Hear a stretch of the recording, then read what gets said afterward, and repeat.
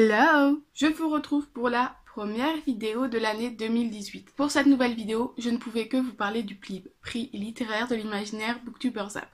Je dis ça parce que je pense que là, en début d'année, vous allez retrouver beaucoup de vidéos consacrées au PLIB, puisque je fais partie du jury, et que forcément je vais vous parler des livres que je lis en rapport avec ce prix. Le prix, il faut savoir qu'il va durer sur toute l'année et que l'annonce du livre sera pour octobre 2018. C'est pour ça que je vous dis que cette année, vous allez en entendre parler. Je vais vous expliquer une dernière fois un petit peu exactement de quoi il s'agit. Comme ça, dans mes prochaines vidéos où je vous parle de livres sur le PLIB, je vous renverrai à cette vidéo-là. C'est parti, on commence tout de suite.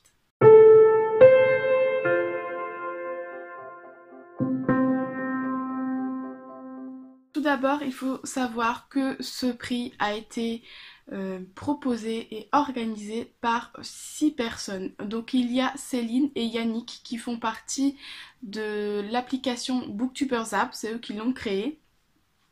Nous avons également Hélène Petit-Elf, Wiro, Lecture en B et Patatras. Voilà, je crois que je les ai tous nommés. Je vous mets bien sûr en barre d'infos toutes les infos que je vous parle là maintenant, les liens et tout ce qui sera utile pour vous, en tout cas ce que je pense utile pour vous, je vous le mets en barre d'infos. Ça risque d'être compliqué cette vidéo. Donc la première étape était de s'inscrire pour ce prix littéraire. Alors il faut savoir que pour ce prix, nous sélectionnons seulement des livres SFFF. Pour ceux qui ne savent pas, j'essaierai de vous trouver une vidéo, il me semble que c'est Patatras qui a fait une vidéo particulière sur la SFFF. Bref, ça c'est un autre sujet. Donc voilà, et les livres doivent être édités pour la première fois en 2017 et doit être édité dans une maison d'édition, grande, petite, peu importe, mais ça doit être fait par une maison d'édition. Voilà les conditions du livre. La première étape était donc de s'inscrire, nous avions jusqu'à fin octobre, il me semble, pour s'inscrire, pour être juré, et pour ça il faut donc avoir soit un blog, soit une chaîne Booktube. Voilà, quand j'en ai entendu parler, j'ai tout de suite foncé parce que je trouve que c'est super intéressant et enrichissant d'être juré dans un prix, parce qu'on découvre énormément de livres, mais on découvre aussi d'autres personnes avec qui on peut discuter et apprendre plein de choses. Voilà, donc je trouve ça toujours très intéressant, et là j'ai trouvé que c'était enfin c'était fait pour nous déjà, pour nous booktubeurs et blogueurs, et puis ça a l'air d'être un grand truc super bien. Alors du coup je me suis lancée. Je me suis donc inscrite. Et la deuxième étape c'était de sélectionner, de faire une première grande sélection. Pour ça on avait du 29 octobre au 5 décembre pour proposer de 1 à 3 livres. Pour ma part je n'ai proposé qu'un livre dont je vous parlerai un peu plus tard dans la vidéo. En fait, ce qui était un petit peu compliqué dans cette période-là pour moi, c'est que je n'ai pas l'habitude d'acheter ni de lire des nouvelles sorties. C'est-à-dire que quand j'ai regardé ma palle, je n'avais qu'un livre sorti en 2017 et il n'était pas du tout du genre SFFF. Donc du coup, c'était un petit peu compliqué pour moi parce que voilà, je n'avais pas de comparaison, je n'avais aucun livre que j'avais lu. J'ai donc un petit peu pioché à droite à gauche dans les discussions que nous avions en juré sur la page Facebook que je vous mettrai aussi en barre d'infos. J'ai pioché un petit peu dans les idées. J'ai regardé un petit peu sur internet les sorties 2017, etc.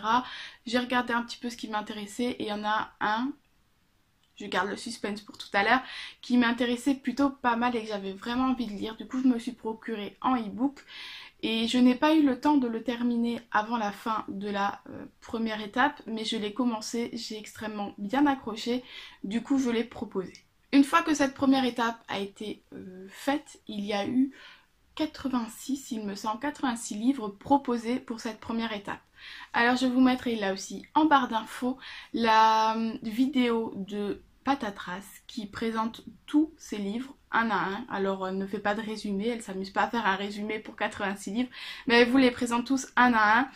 Donc voilà, si ça vous intéresse de voir la liste entière, je vous mets la vidéo en barre d'infos. Pour ma part, après cette première sélection, j'ai fait, en fait on nous a fait, c'est pas moi qui l'ai fait, on nous a fait un tableau avec la liste de de ces 86 livres pour pouvoir un petit peu s'organiser. Et pour ma part, j'ai donc repris ce tableau que l'on voit ici avec titre, auteur et maison d'édition. Et ensuite, il y a pour ma part 1, 2, 3, 4, 5, 6 colonnes. Une avec la colonne si je l'ai lu ou non. Une si je veux le mettre dans ma sélection des 7 livres. Je vous expliquerai après ce que c'est les 7 livres. Si c'est à voir, c'est-à-dire si il m'intéresse ou non, si je ne le veux pas dans la liste, et si je l'ai ou pas en e-book, en papier, etc. Je trouve que c'est important aussi de savoir où j'en suis et lesquels je vais pouvoir déjà commencer à lire ou non. Et j'ai une dernière colonne pour les commentaires. Alors je vous parle des 7 livres. Nous avons jusqu'au 28 février pour sélectionner 7 livres pour la prochaine étape. Donc là, nous avons de quoi faire. Alors pour ma part, ce que j'ai fait en premier, c'est de regarder les résumés de chacun de ces livres et de noter si oui ou non ils m'intéressaient pour pouvoir déjà avoir une première sélection à moi. Je vais donc maintenant vous énumérer les livres que j'ai envie de lire, qui me donnent envie de lire dans cette sélection. Je vous en parlerai pour certains plus en détail, c'est-à-dire que ceux que j'ai déjà lus, celui que j'ai moi-même sélectionné, je m'arrêterai juste sur ces livres-là pour vous en parler. Pour les autres, je ne vous ferai pas de résumé parce que ce serait beaucoup trop long. Alors on y va pour la sélection des livres. Alors bien sûr, ces livres, je ne les connais pas par cœur. J'ai donc ma petite liste avec moi. Et donc je vais bien sûr lire parce que je ne retiendrai pas tous ces livres. Donc je m'excuse si je ne regarde pas la caméra. Mais il va me falloir mon petit mot parce que je ne retiens pas. Effroyable porcelaine de Vincent Tassi aux éditions du Chat Noir. Groupe de Yves Grevet, édition Cirrose. Isana, la voleuse de visage de Daruma Matsura aux éditions Lumen. Alors celui-là, il me donne vraiment envie et je pense que il va faire partie des principaux que je vais lire, en tout cas avant le 28 février. La faucheuse de Neil Shusterman, édition Robert Laffont. Alors pour celui-là, je vais en profiter pour vous apporter un petit plus, c'est vous parler du challenge du prix littéraire de l'imaginaire Booktubers App. Suite au prix qui a été mis en place, il y a aussi un challenge qui a été mis en place pour justement agrémenter, alimenter un petit peu la conversation et donner un peu plus envie de découvrir ou de redécouvrir un petit peu ce prix. Et donc je fais bien sûr partie du challenge, en tout cas je me suis inscrite pour ce challenge parce que je trouve vraiment, encore une fois, que c'est très enrichissant. Et donc les organisateurs nous ont concocté quelques consignes que nous devons faire pour gagner des points. Alors il y a des choses simples comme aller en librairie et prendre en photo les livres de la présélection. Donc ça c'est fait pour ma part. En tout cas j'en ai trouvé pas mal. Nous avons aussi des consignes comme trouver un personnage principal commençant par telle ou telle lettre et ça nous rapporte 5 points par personnage, il me semble, et chaque semaine la lettre change. Qu'est-ce qu'il y a d'autre? Oui, il y a aussi le fait de faire de lire un livre et de donner le résumé de ce livre. Ça nous fait gagner des points. Alors bien sûr c'est toujours les livres, je parle là bien sûr de livres qui sont dans la présélection, ce qui nous permet à nous autres qui ne l'avons pas lu de le redécouvrir encore une fois et de peut-être avoir envie de le sortir pour le lire. Et donc pour gagner des points, nous gagnons des points un peu comme dans Harry Potter, nous avons notre propre maison. Alors il ne s'agit pas de maison mais de guilde puisque nous sommes dans la SFFF. Et donc je fais partie des guildes des guérisseurs. Alors si vous avez envie de participer au challenge, n'hésitez pas à me rejoindre, nous allons nous battre pour gagner ce challenge. Donc nous sommes je suis dans la guilde des guérisseurs et l'une des consignes est de faire une lecture commune. Et donc c'est pour ça que je me suis arrêtée sur La Faucheuse, puisque ce sera la lecture commune que nous allons faire. Alors je pense que nous la ferons en janvier, nous n'avons pas encore décidé de la date, peut-être janvier ou février, je ne sais pas. Mais voilà, c'est une lecture que je vais faire puisque nous allons la faire en commun pour gagner encore des points. Je continue le listing. La fille qui avait bu la lune de Kelly Barnhill aux éditions Anne Carrière. Celui-là il m'intéresse plutôt aussi, surtout que c'est du jeunesse et je crois qu'il se lit rapidement, donc je pense que je vais le lire aussi vraiment rapidement. La magie de Paris, le cœur et le sabre de Olivier Gay aux éditions Castlemore. Alors pour ceux qui ont suivi mon vlog, vous savez, mon vlog de Montreuil, vous savez que il me semble que je l'ai dit, que j'ai croisé Olivier Gay au détour d'un couloir avec ma copine Céline qui l'a du coup intercepté pour discuter avec lui. Donc j'ai pu rapidement discuter avec lui avant de partir et donc forcément j'ai envie de le découvrir. Maintenant que je me suis rendu compte qu'il est fort gentil ce monsieur, j'ai envie de lire son livre tout simplement. Donc je pense que je vais essayer de lire avant le 28 février celui-là aussi.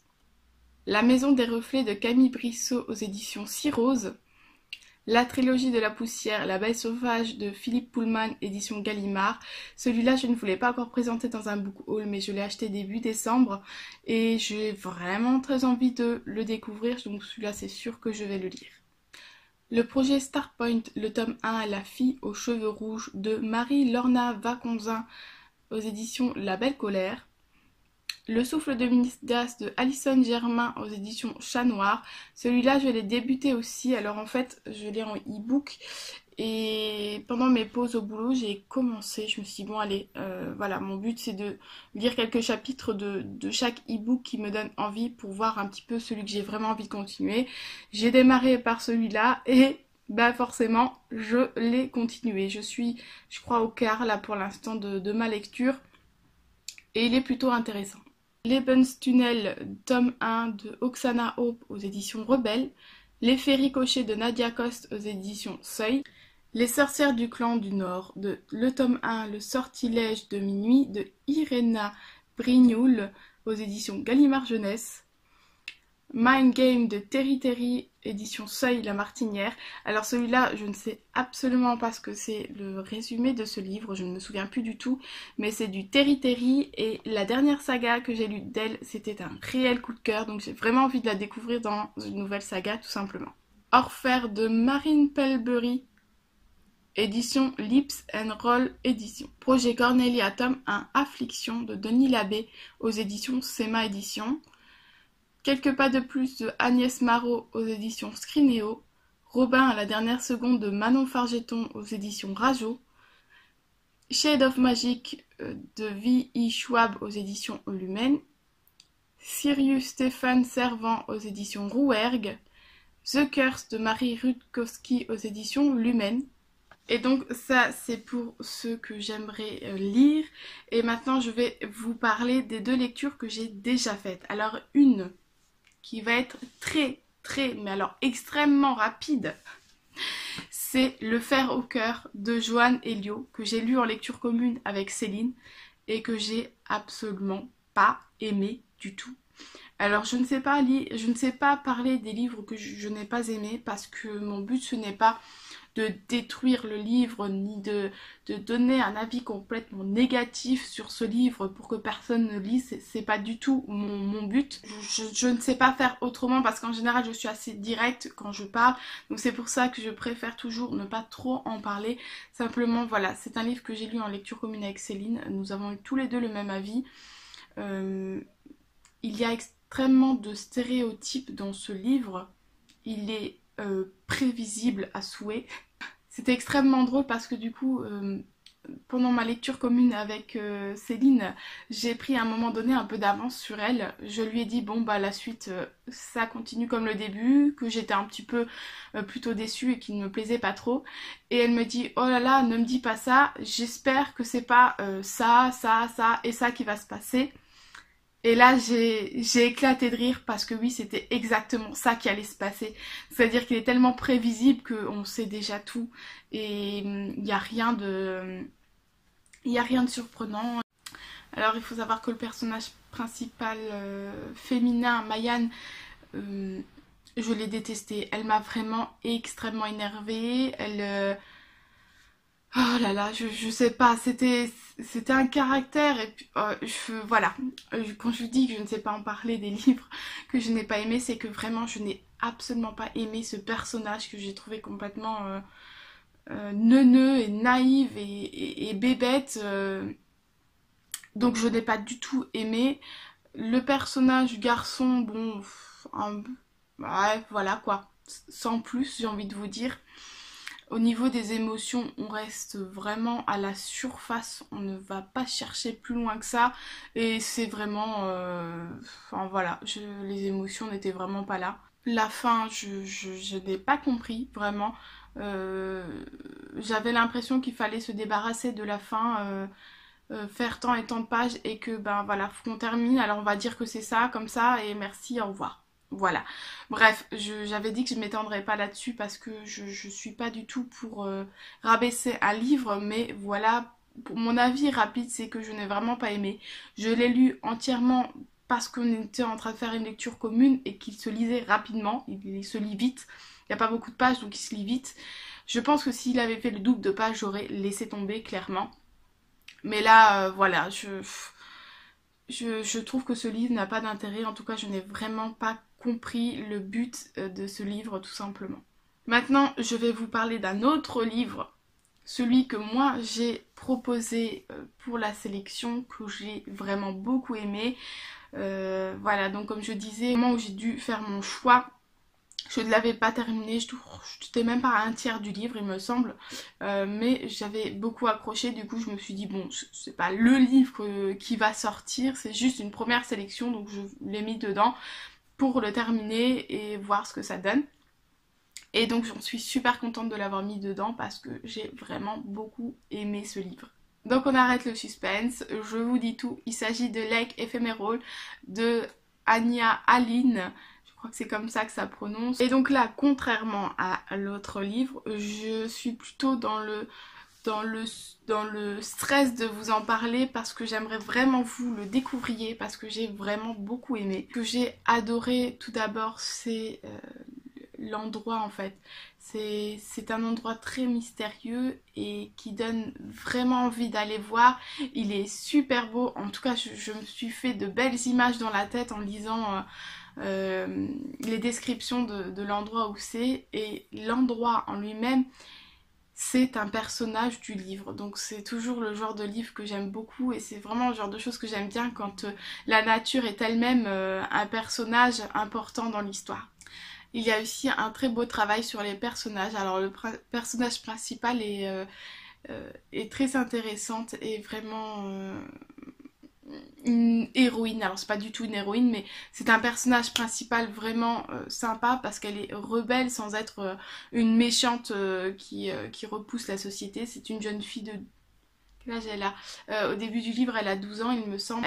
Elle est rebelle, elle est un peu... voilà, elle veut aller contre ce qui se passe, mais en même temps elle est pas méchante et elle a ses peurs, elle a ses craintes, et c'est pas une jeune fille qui fonce sans réfléchir, et donc je l'ai trouvée très intéressante. Les adultes, quant à eux, on sent qu'ils ont un secret, ils sont très mystérieux aussi, et je trouve qu'ils jouent très bien leur rôle, enfin que l'auteur a très bien su trouver un petit peu le juste milieu entre le secret pour donner une intrigue et en même temps se dire finalement est-ce que vraiment ils ont un secret, qu'est-ce qu'il se passe, est-ce qu'ils sont gentils, est-ce qu'ils sont méchants, on ne sait pas trop et c'est très bien joué tout ça. Et un autre personnage que j'ai beaucoup apprécié, c'est Miss Fern qui est la nourrice du personnage principal et je l'ai trouvée très attendrissante, très... Voilà, elle fait très attention au personnage principal, à Sarah, et donc je l'ai beaucoup appréciée et du début à la fin on se rend compte que c'est la vraie gentille et elle a toujours été du bon côté en fait. Parlons un petit peu de l'intrigue. Alors je ne m'attendais pas du tout à ce qu'on fasse un bond dans l'histoire pour arriver quelques années plus tard avec les mêmes personnages. Ça c'est quelque chose auquel je ne m'attendais pas du tout. Et l'auteur joue super bien sur l'intrigue. c'est extrêmement mystérieux. Il place plein de petites choses, plein de petites questions à droite à gauche avec des choses que découvre le personnage principal. Voilà, Serra découvre certaines choses dans ce lieu mystérieux, voilà, des statues bizarres, des fleurs bizarres, plein de choses. Et l'auteur joue très bien là-dessus jusqu'au bout. Et à la fin, c'est la grande découverte de tout. On comprend tout, pourquoi c'est là. J'ai vraiment beaucoup aimé parce que c'est une très belle intrigue et il y a beaucoup de mystères. Il n'y a rien qui fait peur, c'est juste... C'est super intriguant, quoi, tout simplement. Pour le style de l'écriture, il n'y a rien à redire, c'est compréhensible, c'est fluide, c'est addictif même, je dirais. J'ai vraiment... j'ai accroché. En fait, là, quand je parle de ce livre, j'ai ces images de ces manoirs, de ce lac, de tout cet endroit qui est Lake Ephemeral, et il a vraiment su mettre beaucoup de magie, en fait, de mystère dans son livre, qui ont fait que j'ai vraiment beaucoup accroché, et je ne saurais pas quoi en dire de plus pour vraiment vous donner envie de lire ce livre, mais il est super bien fait, les personnages sont super bien, le paysage, voilà, que ce soit déco ou acteur, tout est bien mené, tout est bien réfléchi, et ça part très loin en fait. C'est ça aussi qui est très intéressant, c'est que c'est une histoire à la base avec des enfants. On se dit oui, bon bah alors qu'est-ce qui se passe de mystérieux par là-bas, et en fait c'est très très compliqué, dans le sens où oui, c'est pas juste un petit mystère à résoudre, c'est vraiment une grande histoire. Et c'est ça aussi, parce que ça nous emmène très loin et en même temps on comprend tout. Je veux dire, on s'embrouille pas, c'est très bien expliqué, c'est une bonne intrigue en même temps parce que tout n'est pas expliqué d'un coup. Bref, vraiment, c'est une très belle lecture et je suis très contente de l'avoir sélectionnée pour le PLIB. Pour en revenir un petit peu au prix, et je vais vraiment, je pense que ça va faire, il fait partie pour l'instant en tout cas des 7 livres que je vais sélectionner pour la prochaine étape. Voilà, donc je pense que je vais m'arrêter là pour ce prix littéraire. J'espère vraiment qu'il vous a plu et que vous allez suivre ce prix avec moi ou avec les autres d'ailleurs. Si vous avez envie de participer au challenge, n'hésitez pas, je vous mets, comme je vous disais, en barre d'infos la page Facebook pour participer au challenge. Vous pouvez toujours encore y participer, il n'y a pas besoin d'être jury pour y participer, c'est juste un petit plus pour faire connaître le prix et puis pour faire connaître un petit peu les livres et faire vivre un peu tous ces livres de la sélection. Je vais arrêter parce que je n'en peux plus de parler comme d'habitude. Je vous retrouve pour une prochaine vidéo. Les livres que je vais lire et qui sont pour le PLIB, je ferai une chronique par livre, voilà, c'est le but. Je ne vous ai pas encore parlé de la suite, alors je vais rapidement vous dire, une fois que les 7 livres vont être sélectionnés, chaque mois, nous devrons jurer lire un des livres et en faire une chronique vidéo. C'est pour ça que vous verrez à chaque fois mon avis là-dessus chaque mois. Et donc 7 mois plus tard, nous devrons choisir le livre qui a gagné. Voilà, je trouve que c'est une très belle idée. Il faut savoir que tous ces renseignements et toutes les chroniques que les blogueurs, booktubeurs vont faire à propos des livres, dès qu'ils vont parler du PLIB, ils vont être regroupés sur l'application Booktubers App. Il va y avoir une sélection particulière sur... une catégorie particulière sur le site pour que vous puissiez suivre tout ça. Donc voilà, c'est en travail pour l'instant, il me semble. Et donc vous pourrez retrouver tout ça là-bas. Je trouve que c'est super bien fait, que c'est très bien organisé. Donc n'hésitez pas à nous suivre dans cette aventure. Voilà, maintenant je me tais et je vous dis à la prochaine. Bye!